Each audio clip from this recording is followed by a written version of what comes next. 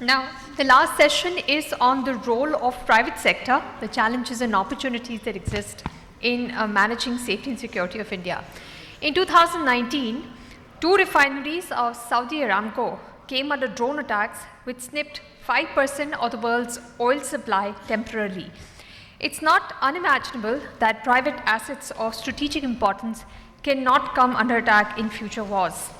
Cyber attacks, where you are locked out of your own systems with astronomical ransom demands, are also increasing in frequency. Now, does the responsibility of preventing such attacks lie only on the shoulders of law enforcement agencies? In this session, we will explore the role the private sector can play in securing facilities, people, and assets. Please put your hands together and welcome on stage our speakers for this session. Please welcome Major General Sanjay Soy. He's the session chairperson for this session. Please also welcome our moderator, Shri Santosh Pathak, editor, Mass Media Link, which is Security Link India.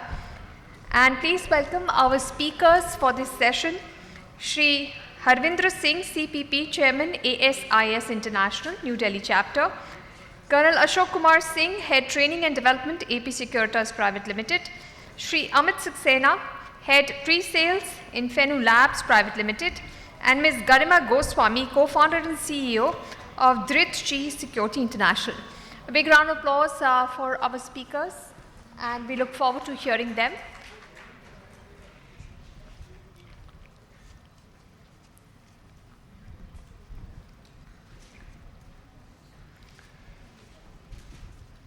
We look forward to the comments from the session chair, Major General Sanjay Soy. I'll hand it over to Shri Santosh Pathak to steer this session.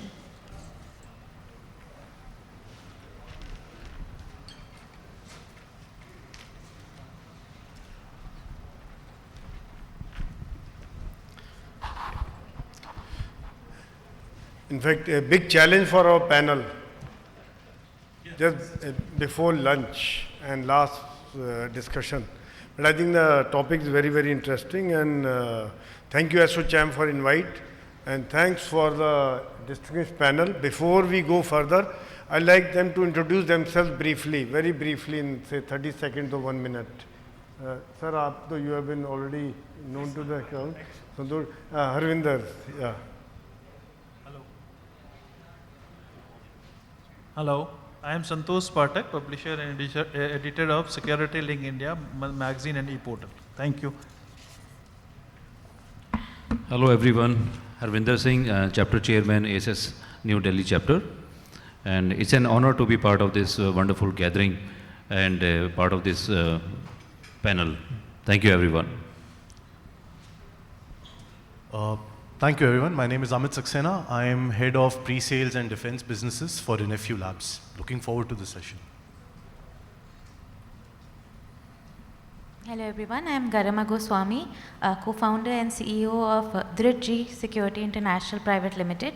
I'd like to thank Jitendra Kumar Singh, who is unfortunately not here because his mother unfortunately passed away, who connected with me to Shumita from ASSOCHAM. Thank you ASSOCHAM for this platform. Thank you panelists, in fact, for this brief interview. In fact, we are going to be very brief for everything. And as you know, the topic today is wonderful, that managing new age challenges, opportunities for safety and security industry. And we are also going to discuss on different facets of this. And as you all of you know that security industry is at the threshold of breakout. The way we are growing, the way about 20% CAGR is the envy of many other sectors. That's the kind of growth, the kind of security professionals, almost 10 million plus security professionals as of now. That's the kind of numbers, and it also means number of opportunities and challenges. A lot of opportunities for security industry, and especially when we talk of the government of India also giving a lot of opportunities in the by the way of hybrid mode of security. Now you have seen in airport, you have seen in metros, you have seen in number of other public sector units that private security industry is being given opportunity to perform security duties. This is just the beginning. and much more is likely to come. So we got to think of how to meet this kind of challenge in times to come, because we got to rise to this level and we got to think big. Then only we can meet the expectations of the government, and then only we can lap up this kind of opportunity. And other thing which is also good for the opportunities for security sector is the economic growth. You know, we are fifth largest in GDP, and we are going to be third largest in a couple of years' time. That's a big opportunity for each one of us, because as the economy grows, so is the private security industry growth. That's why we have been predicting more than 20% growth for the security industry. And again, both on the government side as well as on the private sector, the opportunities are immense and huge. How do we meet this? I think first of all, we'll be discussing, I think these points will come up with Mr. Santosh Pathak will cover it, I'm sure. That training aspect is one thing which we need to rise, because that is one thing which needs lot of emphasis, which need lot of importance. And second is compliances.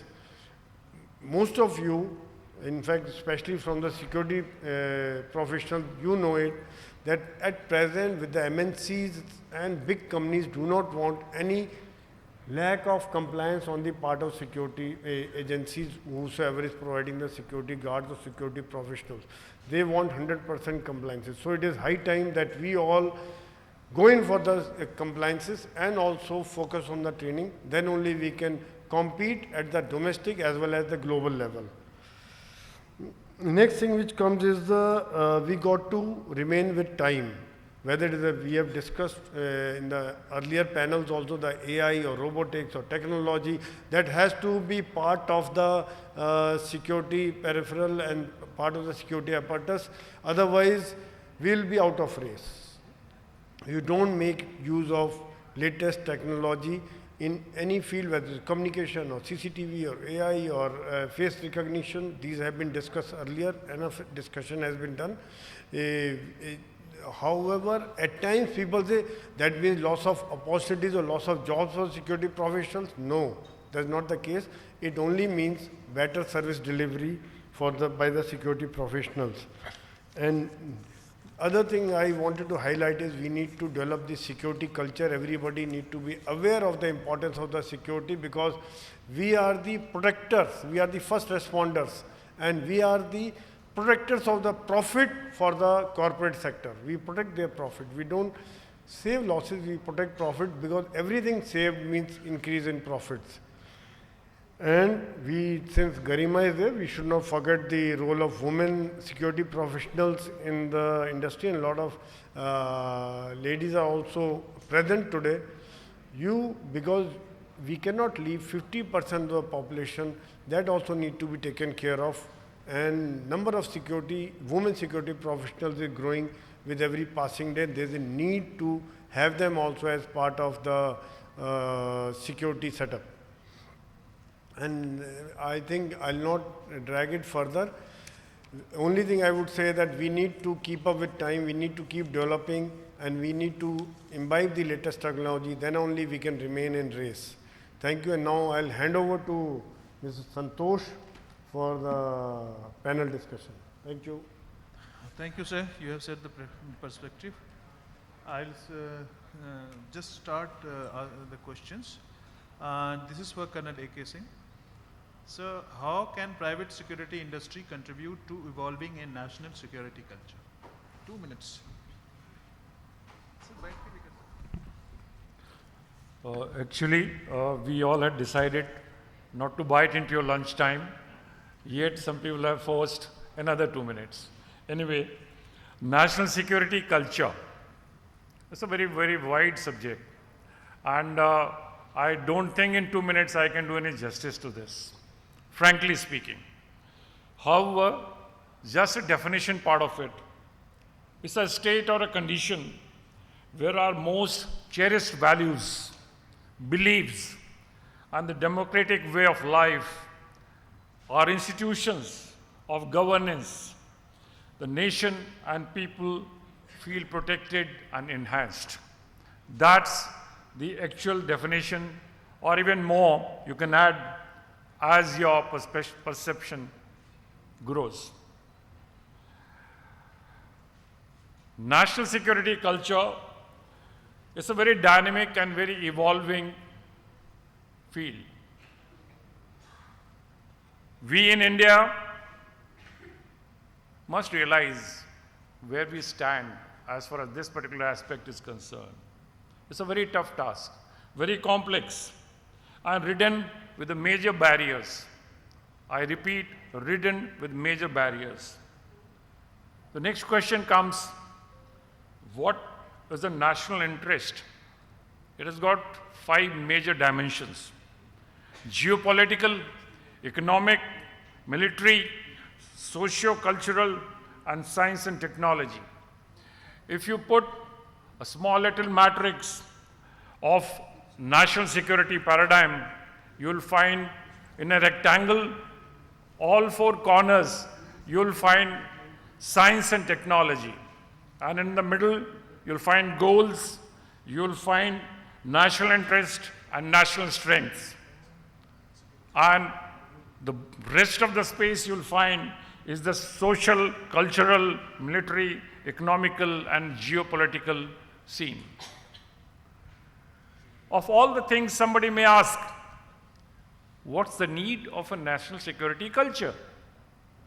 Somebody, he may have, out of context, he will say, well, 7 decades have gone by after the independence. We didn't have a national security culture. We survived.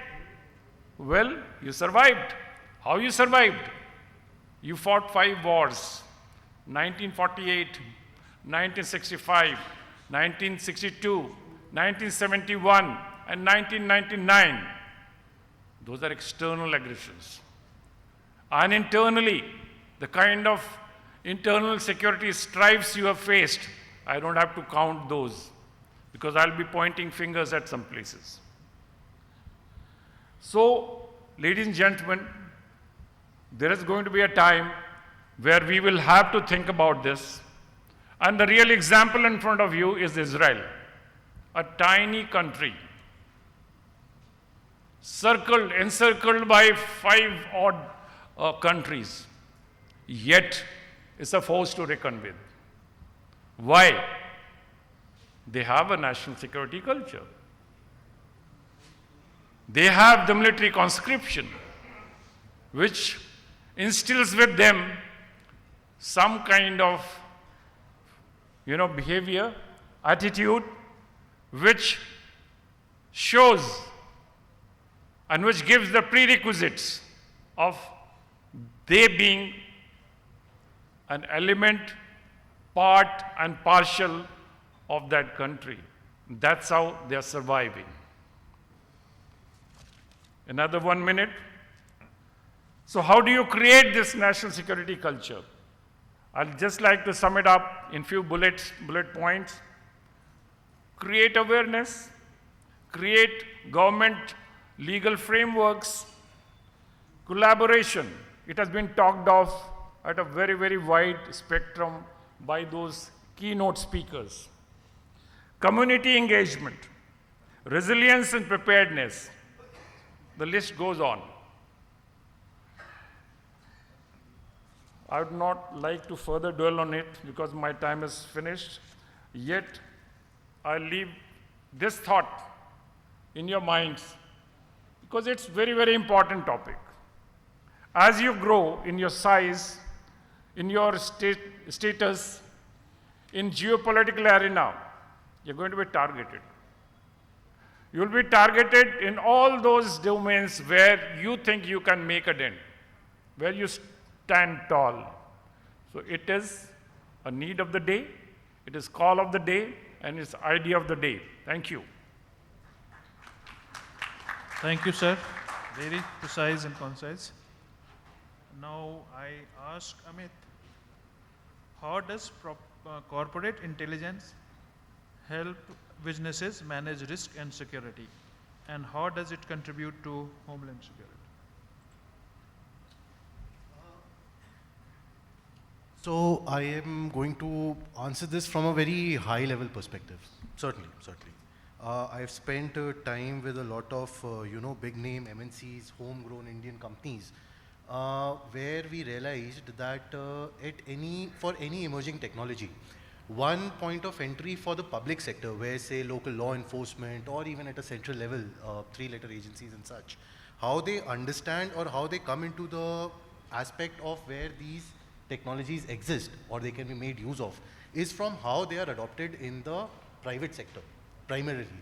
So a common adage is that the technology or the methodology that is used today for say a big business house to capture or keep a lookout for their chore or their insider threat is the same that is going to be used by law enforcement and other competent agencies to catch their terrorists and other threats of national security per se. So there is this huge push from the private corporate intelligence, from corporate security and other associated umbrella functions to keep innovating in terms of bringing those capabilities into the purview of, I think, the wider public sector, which is very important in a culture like India. So that's a huge plus point, and I see that going forward in a good collaborative environment. May arise some questions, but Sure. time you understand. To Secretary, some of the security companies are doing wonderfully well abroad, but the number is countable. What and where are the glitches, and what are your recommendations? Thank you, Pathakji. I know there are multiple companies, service providers who want to expand their business in abroad also, but they face some challenges like the training or the skills they have developed in India, the same thing they want to apply in the abroad also. So I feel this is the only major reason that they are not able to well establish in those nations. So my only input on this point is that we have to uplift our skill. So if I talk about skill upliftment, ASIS International is the only body which is providing certifications and different categories like CPP, PCI, PSP, APP. That is very useful for the people who are in the security field, because these certifications and the standard of this education is as per the recognized in the global. So the person who will achieve these kind of certification or education in India, so he can apply for any kind of job or can expand his business in anywhere in the globe, because these are the recognized globally. So I think these are the points which we have to take care whenever anybody want to establish their business in abroad. Thank you. Thank you. Garima, women participation in safety and security industry is on rise, and their roles are also changing. This is an urgent need and show a welcome gesture. However, how does it impact the industry per se and safety and security of the nation? Thank you so much for that question, sir. It is a welcome change indeed, and the very fact that during the Ukraine-Russia conflict or the ongoing war, there was an Indian pilot who helped rescue 800 Indian students from the border of Ukraine, Poland and Hungary. Can anybody tell me that pilot's name? Anyone? The pilot who rescued 800 Indian students from the borders of Poland, Hungary and Ukraine was a 24-year-old Kolkata Indian pilot named Mahashweta Chakrabarti. Now that is what one woman can do, for our homeland security per se. There is a lot more that women can contribute to, precisely because now security is not equal to, brawn. If somebody might say that women don't have that much of physical strength, I think everybody will agree with me that nobody is doing armed combat on a daily basis, and if somebody is doing that, that actually says that there are a lot of gaps in your security apparatus. There's a lot women can do in terms of contributing towards homeland security.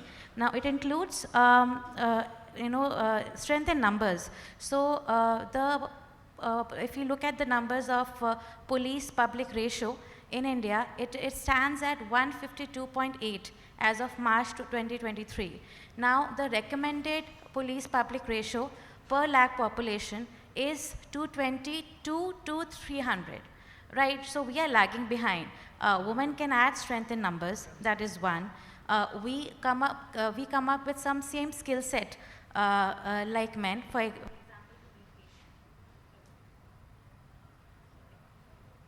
For example, communication, negotiation.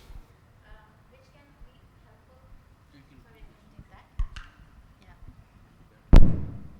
Yeah, so we come up with enhanced skill set like communication, negotiation, and I'm losing my train of thought, which can actually help in crisis management. It can help in counter-terrorism and counter-insurgency, as well as in community engagement. There is also a perception that women are more approachable, so they can actually assist in gather information where it is inappropriate or difficult for men to do so. Even when we talk about the wars, Captain Pran mentioned that he was there in the 1971 war, and I'm sure that a lot of the audience and everybody would know that when the Bhuj airstrip had to be repaired, it was repaired by 300 villagers, most of them who were women, and this was done in a record 72 hours, right? So in terms of homeland security, there's a lot that women can contribute and have been contributing, and I wish that more women were, entered the security and safety domain.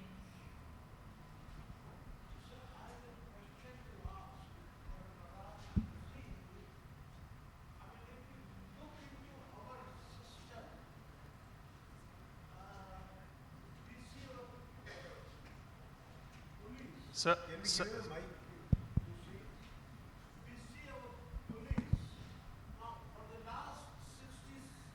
years that we have got independence, our police controls the public only with a ganda. I wish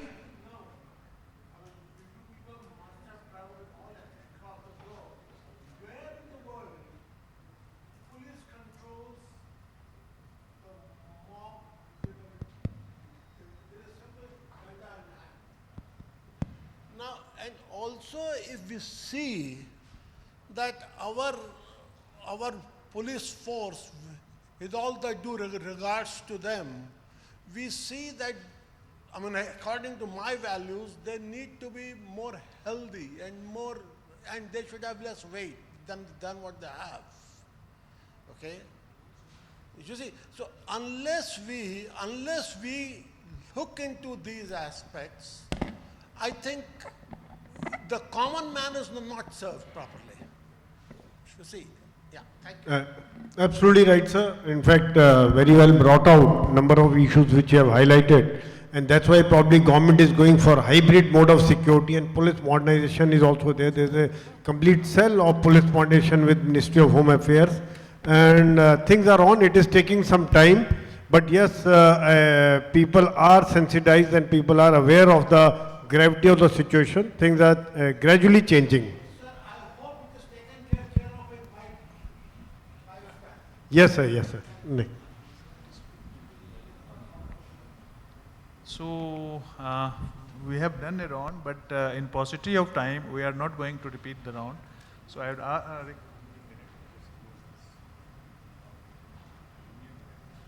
I am giving. I request Chair Sanjay Shoy sir to close the thing. In fact, thank you so much, and thank you, Mr. Santosh, for wrapping up. The audience is very, very happy with you. In fact, only thing I would like to say is what Colonel AK had brought out, very, very important aspect of national security culture. In fact, we need it because everybody, it is not the responsibility only police or paramilitary forces. Everybody, every citizen has to be aware that has to be security conscious, has to be that security awareness has to be there, and this need to be brought in. That's very, very valid point. And of course, when we talk of corporate intelligence, Mr. Amit Saxena had really brought out the number of innovations which we need to undertake, and the technology has to be imbibed into the corporate intelligence. And yes, security companies providing services abroad, Arvinder had absolutely rightly said that we need to have empower them, we need to train them so that they can meet the expectations at global level. And number of certifications by ACES, of course, are standards and of the level which definitely provides education, job opportunities. And Garima very rightly brought out the women is a balancing factor, I feel, in the security industry. They maintain a very good balance, and that is why probably we need them, we cannot leave them, and they are part and parcel of the security. Number of them are growing, and we need to accept them as a part of security. One more thing I wanted to highlight about the security culture which Colonel A.K. Singh had brought out, Mr. Santosh Pathak, the security link, which is the partner with this magazine partner. This article is also there in the magazine, written by Kumar Vikram Singh, Chairman CAPSI, and you can go through that article also. That will also add on to your knowledge. Thank you so much, panelists. Thank you so much, audience.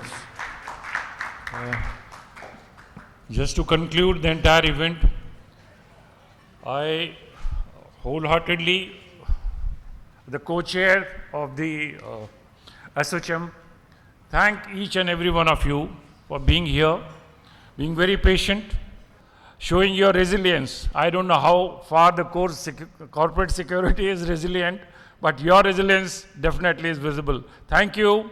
Please join us for the lunch. Thank you so much. Can we have the photograph of the group, please?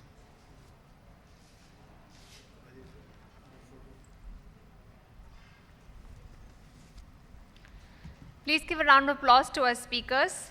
We would also like to thank our sponsors for their support, CP Plus and AP Securitas. Till we meet again, this is your host Anisha Nair Dhawan signing off. Do join us for lunch.